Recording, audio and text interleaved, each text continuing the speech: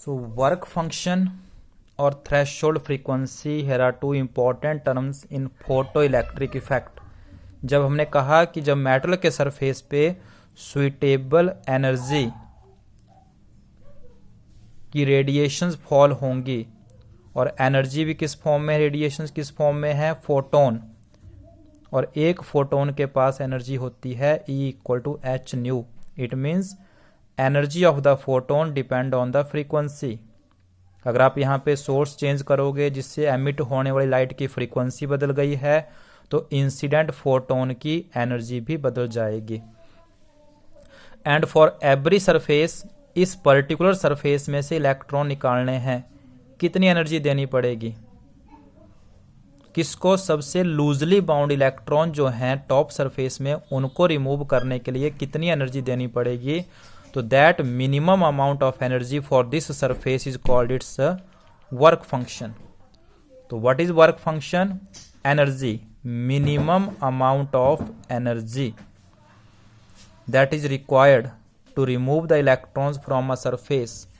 और work function को generally हम इलेक्ट्रॉन वोल्ट में मेजर करेंगे, ना कि जूल में। जूल में भी लिख सकते हैं बट इलेक्ट्रॉन वोल्ट में लिखा हुआ मिलेगा 1.6 10⁻⁹ जूल के बराबर रहता है। तो हर सरफेस का अपना वर्क फंक्शन है। मेटल्स का वर्क फंक्शन लो है, एल्कली मेटल्स का उससे भी लो है।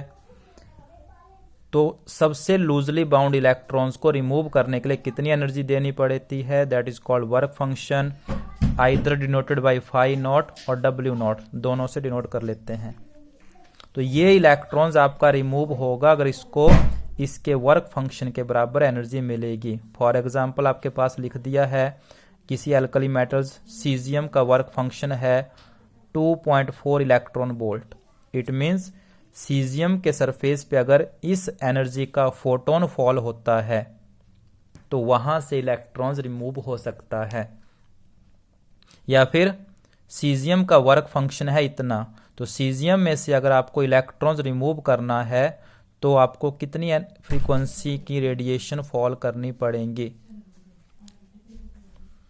तो क्या लिखते हैं, और ये किसकी बात हो रही है, सिर्फ सबसे लूजली बाउंड इलेक्ट्रॉन्स की, क्योंकि इलेक्ट्रॉन्स तो और भी हैं जो लोअर लेवल में हैं, उनको रिमूव करने के लिए एनर्जी की वैल्यू कुछ और होगी।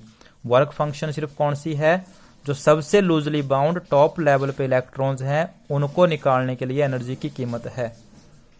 तो अगर सीजियम का वर्क फंक्शन है 2.4 इलेक्ट्रॉन वोल्ट, और अगर मैं इसके सरफेस पे 2.4 इलेक्ट्रॉन वोल्ट का ही क्या फॉल कर देता हूं, फोटोन, तो इस सीजियम के सरफेस से जस्ट इलेक्ट्रॉन निकल के बाहर आ जाएंगे। फॉर एग्जाम्पल मैंने एग्जाम्पल दे दिया कि सीजियम का वर्क फंक्शन है 2.4 इलेक्ट्रॉन वोल्ट, और अब मैंने इसी एनर्जी का फोटोन फॉल कर दिया है, तो ये एनर्जी सफिशिएंट है सीजियम में से सबसे लूजली बाउंड इलेक्ट्रॉन को निकालने की। और नहीं निकलेंगे, सिर्फ वो इलेक्ट्रॉन निकलेंगे जो सबसे बाहर के लेवल में प्रेजेंट हैं, निचले लेवल से इलेक्ट्रॉन नहीं जाएंगे, उनके लिए ज़्यादा एनर्जी चाहिए। तो ये हमारी कंडीशन रहती है फर्स्ट वन।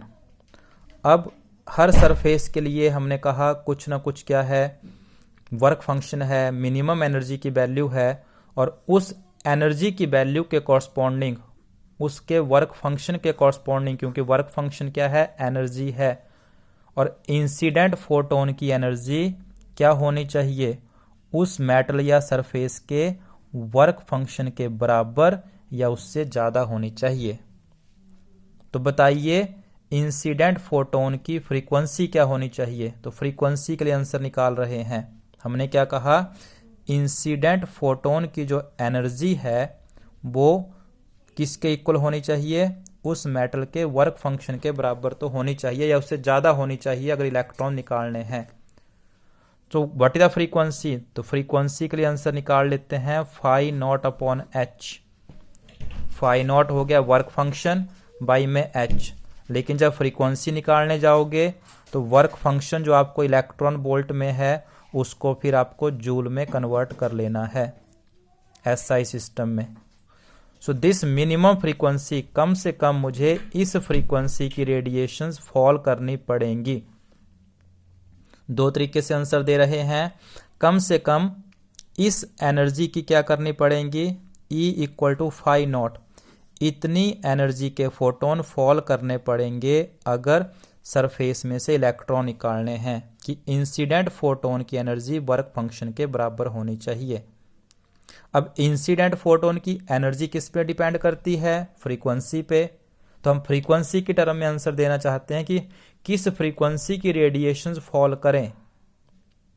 तो 5 नॉट जो वर्क फंक्शन है उसके कॉरस्पॉन्डिंग हमने क्या निकाल दिया? एच न्यू का फॉर्मूला लगा के न्यू नॉट फ्रीक्वेंसी निकाल दी कि अगर एनर्जी इतनी है, इस एनर्जी के लिए इंसिडेंट फ्रीक्वेंसी इतनी होनी चाहिए। तो threshold frequency is the minimum frequency of the incident radiation. कम से कम इस फ्रीक्वेंसी की इंसिडेंट फोटोन्स होने चाहिए। इंसिडेंट फोटोन की जो फ्रीक्वेंसी है इस फ्रीक्वेंसी के बराबर या इससे ज़्यादा होनी चाहिए अगर आप क्या चाहते हैं? फोटो इलेक्ट्रिक एमिशन चाहते हैं। तो हम एनर्जी की टर्म में भी बात कर सकते हैं और फ्रीक्वेंसी की टर्म में भी बात कर सकते हैं। This minimum frequency is called threshold.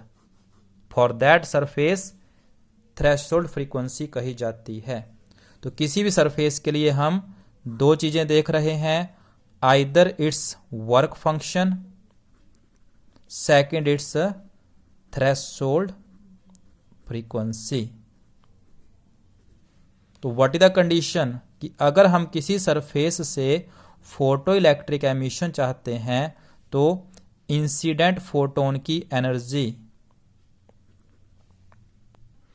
सो दो कंडीशंस हैं।